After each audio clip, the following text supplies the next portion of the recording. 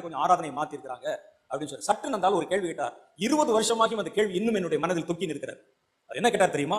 கடவுளுக்கு ஆராதிக்கிற ஆராதனையை மாற்றி வைக்கிறதுக்கு யார் உங்களுக்கு அதிகாரம் கொடுத்தாருன்னு கேட்டார். நீங்க சொல்லுங்க, யார் உங்களுக்கு அதிகாரம் கொடுத்தார்? கடவுளுக்கு ஆராதிக்கிற ஆராதனை எப்படி இருக்க வேண்டும் என்று கடவுள் தான் சொல்லணும். யாத்ராம புத்தகத்தில் கர்த்தர் சொல்லி இருக்கிறார் எப்படி ஆராதிக்க வேண்டும், எப்படி ஜெபம் பண்ண வேண்டும், எப்படி துதிக்க வேண்டும். அதை மாற்றி வைக்கும் அதிகாரத்தை யார் உங்களுக்கு கொடுத்தது? நீ கொண்டாந்து கிட்டார் வச்சு வாசி, யார் உனக்கு சொன்னது? குறைந்த ஆடைகள் போட்ட ஆடுகள் யார் உனக்கு சொன்னது? உங்களுக்கு ஒரு வழிமுறை இல்லையா, ஒரு பேட்டர்ன் இல்லையா? உங்கள் போதகர்கள் இதெல்லாம் கேட்க மாட்டாங்களா? மேல இருக்கக்கூடிய கிறிஸ்தவ தலைவர்கள் கேட்க மாட்டாங்களா? எங்க மதத்துல சொல்லி கொடுத்ததை எவ்வளவு பெரிய ராஜாவா இருந்தாலும் ஆலயத்துக்கு வந்துட்டா, எங்க மசூதிக்கு வந்துட்டா அதே மாதிரி தான் ஆராதிக்கணும்.